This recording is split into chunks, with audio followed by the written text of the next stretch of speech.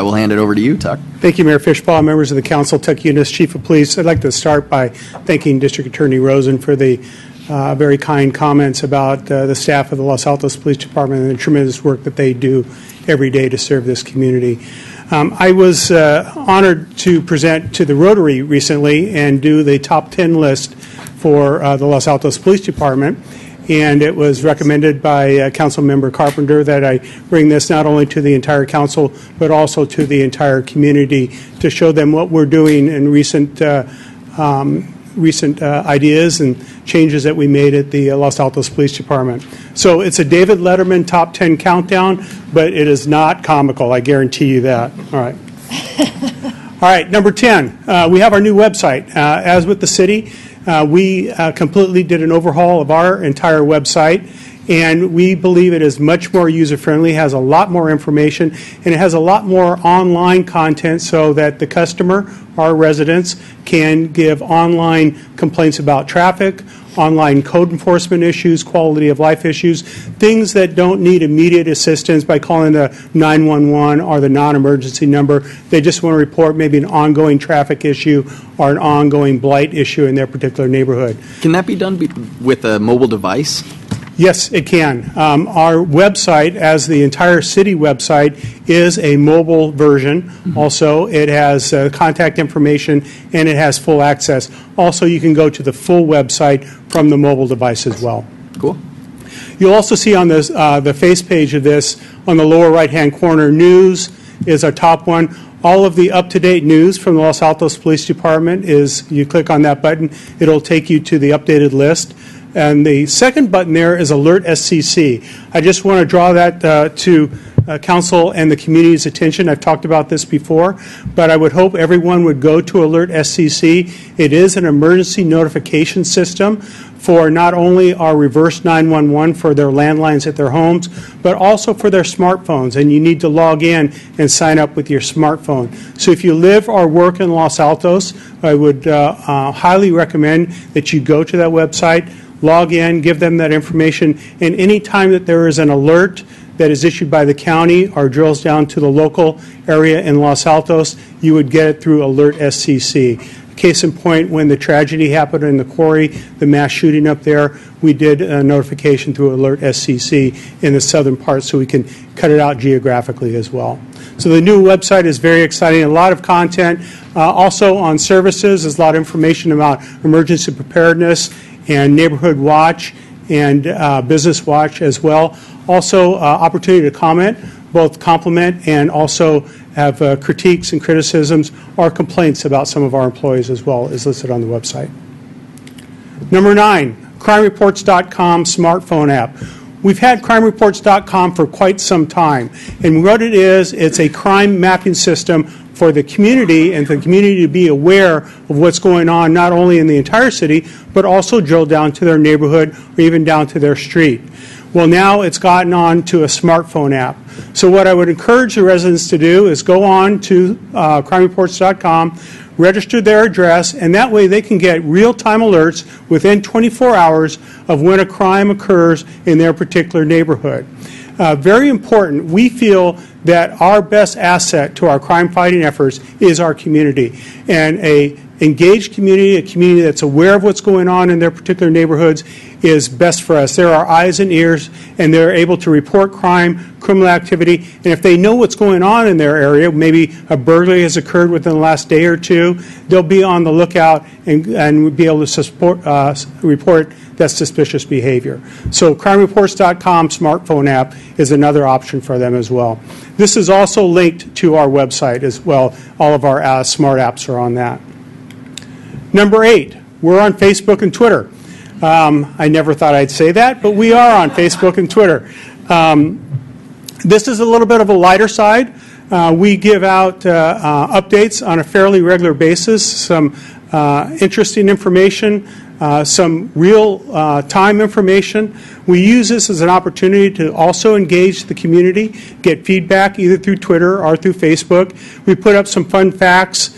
We had, last week, it was National Twitter Day for law enforcement, and we did some virtual things and sending out information. We also retweet a lot of information from Sunnyvale, Mountain View, and Palo Alto, our partners here in the North County as well. Just another opportunity to get feedback from the community and engage the community in some dialogue.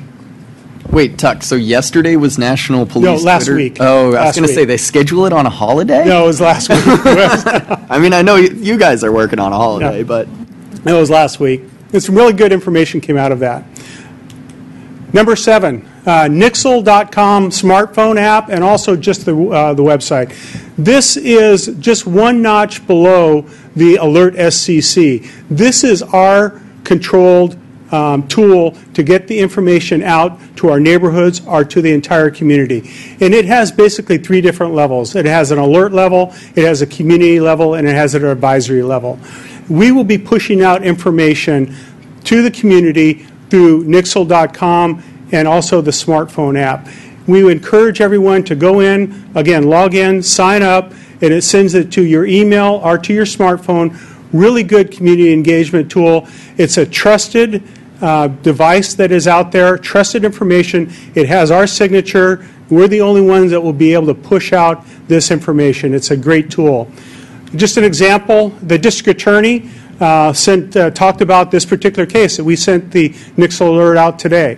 And it was involving the arrest of the 2 burglars and the outstanding work that our officers did in that investigation in that case that they were charged, and they're currently in custody on other related charges, but we added our charges onto them for the burglary cases as well. So this is an example of what we pushed out today. Also, these are examples of some of the advisory. You see the red alert button in the middle. We also do the Amber Alerts, the child abduction messages would be through Nixle as well. What's also good about Nixle is you can not only sign up for Los Altos, but you can sign up for your neighboring agencies or neighboring jurisdictions as well. Or if you work in another jurisdiction, you can sign up and get their information as well. So you can be completely aware of what's going on in a particular area. Number 6, the automated license plate reader. I've presented to council on this device, but I wanted to give you, and I'm coming back mid-year next year with a full, complete analysis of the system to date. But I wanted to give you an incident that occurred 2 weeks ago and how it helped, the system helped get someone some really desperate help that they needed. We had a mother come to the police department and report her teenage daughter who had some pretty severe mental health issues and some issues that would cause some concern that she was going to harm herself. Mother was very desperate. She talked to our detectives. Our detectives took the case, took the information, and one of the first things they did, they ran her license plate through the automated license plate reader. We got a hit from another jurisdiction who had found her plate outside of the immediate Bay Area, and it was before she had been reported missing, and we were able to locate her because the officer who drove by scanned the plate near a hotel in another jurisdiction. We contacted that police department, sent the officers to do a welfare check on that teenager at a hotel. They were able to get her the help that she needed. So a great tool. It worked out really well. Again, it wasn't our capturing the plate, but we did use the tool to get that resident the help. Mother was, as you can imagine, incredibly grateful for the assistance we provided her. Number 5, the bike unit. I talked a little bit about this. We rolled out the bike unit in the summer. It made its debut at the Art and Wine Festival, and it received rave reviews. Not only do we use it at the festivals, but we use it in the neighborhoods to assist with patrol. You'll see our patrol vehicles with bike racks on the back, and those officers will drive around, handle the calls for service, but then take the opportunity to drive around through the downtown area. It's been very useful in Redwood Grove. We've been able to get into the park, in those areas of the park that we were not able to gain access to in the past. It's also been very helpful in some of our neighborhood areas where we've experienced some burglaries. We can roll up in an area and be fairly unnoticed by any criminal activity or anything that was going on, and we can roll up to individuals. The biggest benefit that we've had also is the kids. The approachability of an officer on a bicycle in a polo shirt and shorts is just remarkable. It breaks down all those barriers, all those possible fears of an officer in uniform. The only negative criticism was that, and we photoshopped, the tremendous glare from my white legs at the Art and Wine Festival was pretty bad. But it's been a great tool. Here we are at the Greentown Los Altos bike valet station at the Art and Wine Festival. Number 4, emergency preparedness. The fire chief came and talked about our last drill. These are photos of our emergency preparedness drill. You can see the engagement of city staff. This was a very realistic scenario. As you recall, it was a wildland fire in the hills where we had to do evacuations, we had to do road closures, we had to get people in particular areas out of town, and then there were roadblocks set up all throughout roadblocks. There were other things that came up where they threw curveballs at us where we had to deal with an issue and address an issue. You can see how everyone's engaged with the city staff. It was a very robust drill. It was also coincided with the school district and the high school district earthquake drill. So we were able to drill with what we believe will be our number one customer when the big one does hit, and if it hits during the school day, during the daytime issues. We've worked out our how we're going to integrate with the 2 school districts, and also we've also working with the private schools in town to make sure that they're prepared as well. Another part that I want to talk about with emergency preparedness, in light of the tragedy that occurred on the East Coast at Sandy Hook, the shooting that occurred at the school, the police department has prepared itself and worked closely with the school districts to prepare the school districts for roles and expectations in the event of a tragedy here in Los Altos. We brought everyone from the school district all under one roof. We brought our staff from Mountain View, Palo Alto, and Los Altos, because we'll all be responding to these things together, and gave them an understanding of what roles and expectations they can have of us and what we can have of them as well. So I have a question for you. Yes. You mentioned working with the school district, with Los Altos School District and the Mountain View Los Altos High School District. Well, what about Cupertino? Montclair gets hit by our school resource officer as well as all the private schools. But do we drill with them as well? The actual physical drill that we had was at the high school, and it was for our staff only. We rely on the schools themselves to do their drills. We just advise them. They have their own policies and procedures. So we meet one-on-one with the private schools and Montclair. I guess I'm trying to get to, do we do anything different with the 2 districts you mentioned versus Cupertino? I'm trying to understand. Sure. You didn't mention all 3. It implies a different level of connection, service, or something. Am I missing something? No, that's a great question. When I mentioned the school district, where we brought everyone under one roof, they had an in-service training day, so every Los Altos School District employee was in a meeting. So we came to that meeting. What we did for Montclair, for the Cupertino School District, is our school resource officer met one-on-one with that school and had a one-on-one session with them. We also do something a little different from Montclair and the Cupertino. We teach DARE at that school, so we have a built-in relationship and an officer on campus fairly regularly.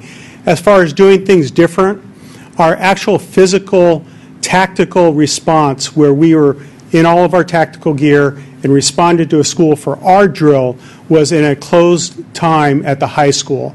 The school was not involved with that. That was for our tactical training. Crime update. I just wanted to give an update on where we are at. As council knows, I do a uniform crime report every year. We report that information to the state, and then the state reports that information to the FBI for their uniform crime report. This information is on the web. We've had it posted since we got it. It gives a 5-year summary. You can see that our crime went up 12, almost 13%. For calendar year 2012, and the reporting is for calendar years. Overall, crime went up in Santa Clara County 18%. The area that caused the most concern were the burglaries. Our violent crimes against persons maintain a pretty standard low level and has been for the last several years. But as you can see, our burglary rate jumped significantly. Part of that was that in 2011, we had a 13-year low in our burglary cases. Here, I'm just showing the 5 years. Typically, we average about 106, 107 burglaries a year for that 12-year period. So we were way under that in 2011. We did jump up in 2012, and that was a regional issue, not only for Los Altos, but other cities as well.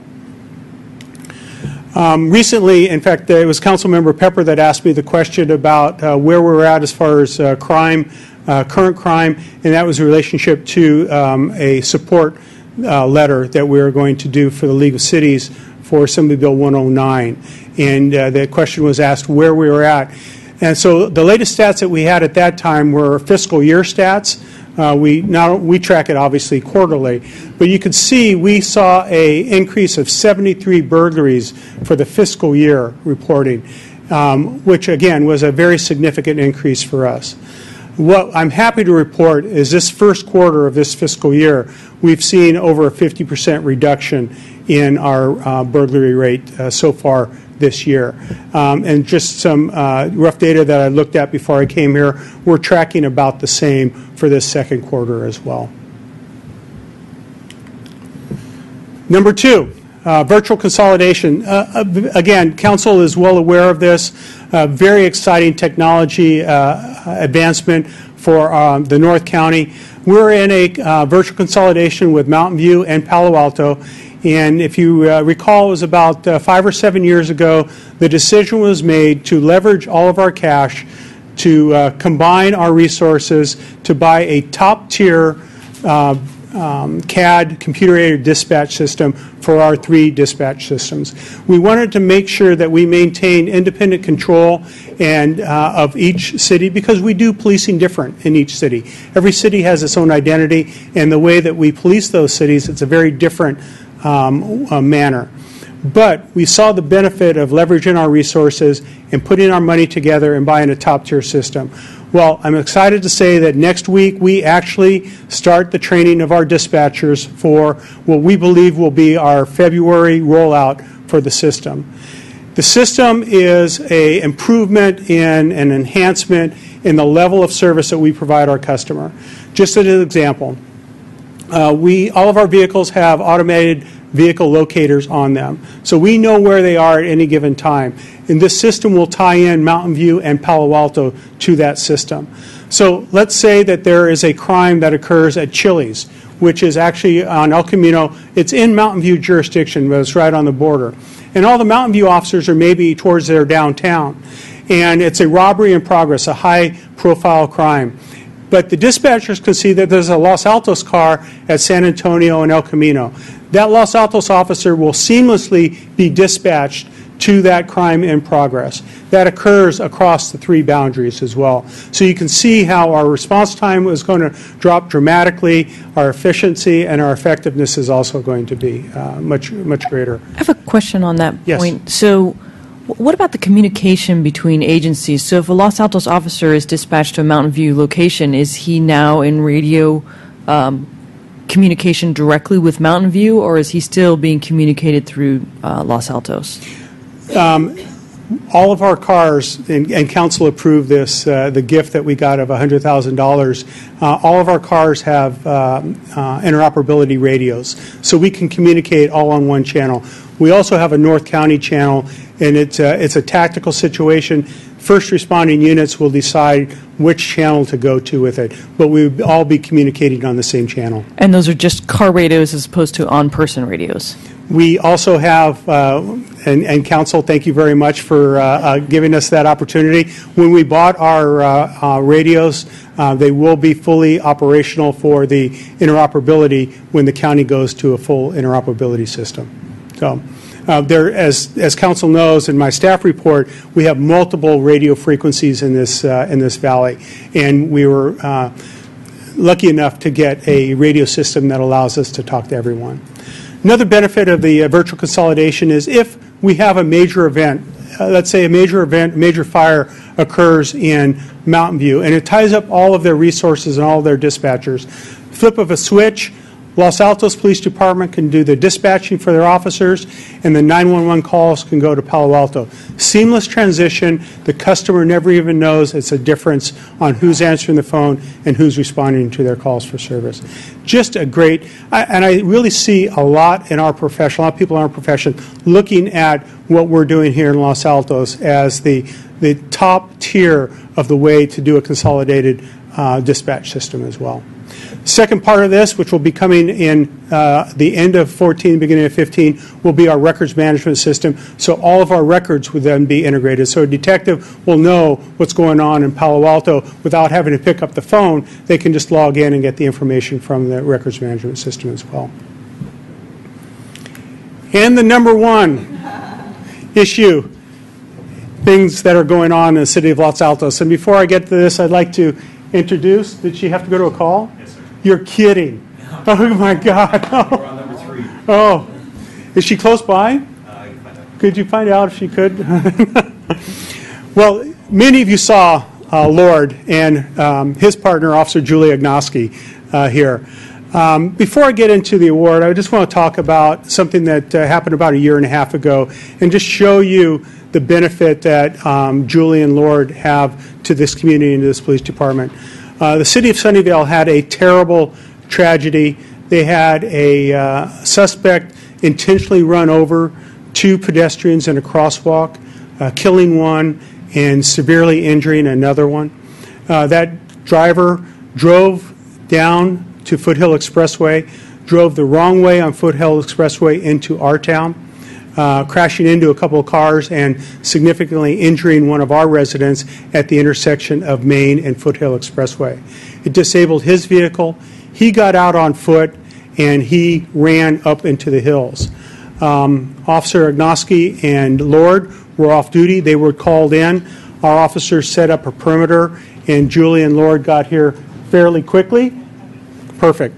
Got here fairly quickly, and they were able to start the search, get the scent of the suspect from the car, and start the search for the suspect. As luck would have it, Lord found the scent, started tracking down the suspect. When he got very close to the suspect could hear Lord barking and realized that this was not going to end very well for him. He got on his cell phone, called 911. Our dispatcher got the information, and his response was, "Come get me. I want to give up right now," because he did not want to get bit by Lord. Lord eventually found him. It was controlled thanks to the great effort by Julie and Lord and our dispatcher, Tracy DeLira. We were able to successfully take that suspect into custody. He was prosecuted for murder, and it was just an outstanding case.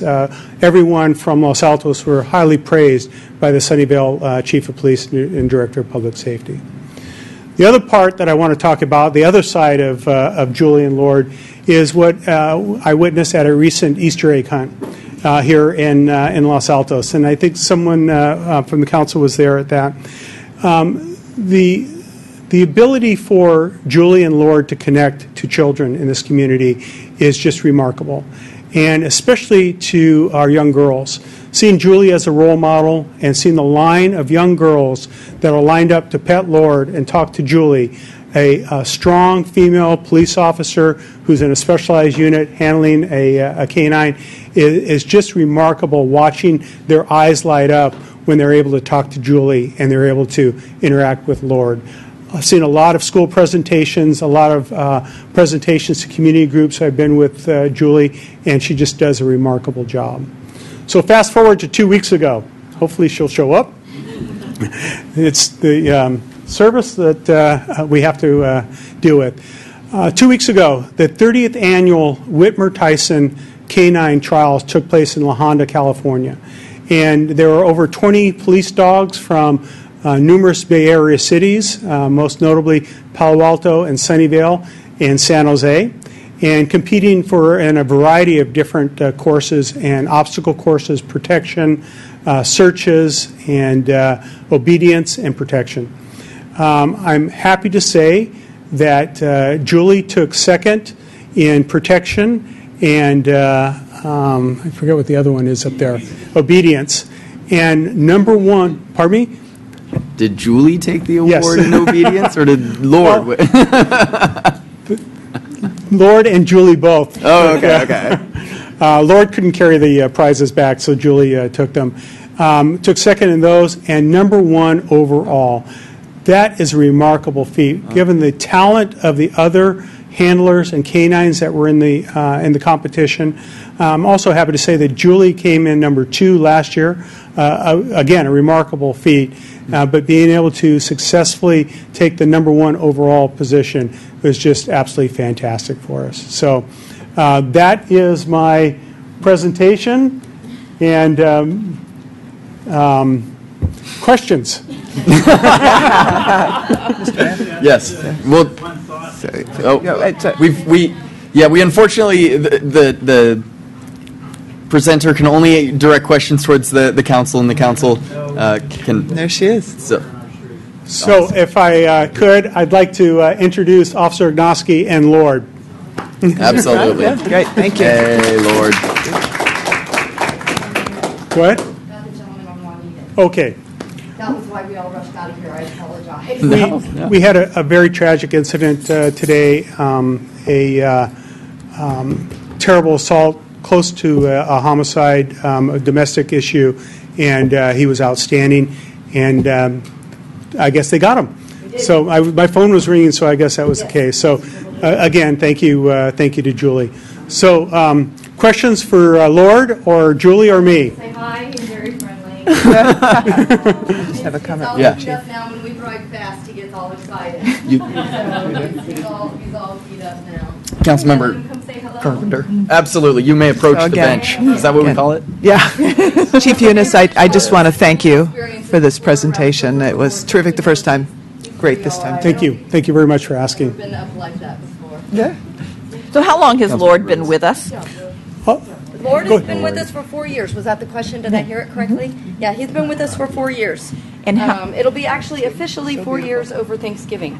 He'll have been active on the streets for 4 years. I got him back in October 4 years ago, and he's been just a blessing and a joy to work with ever since. And he always looks for food underneath. Oh yeah, Jeannie, do you want to? So that's his thing.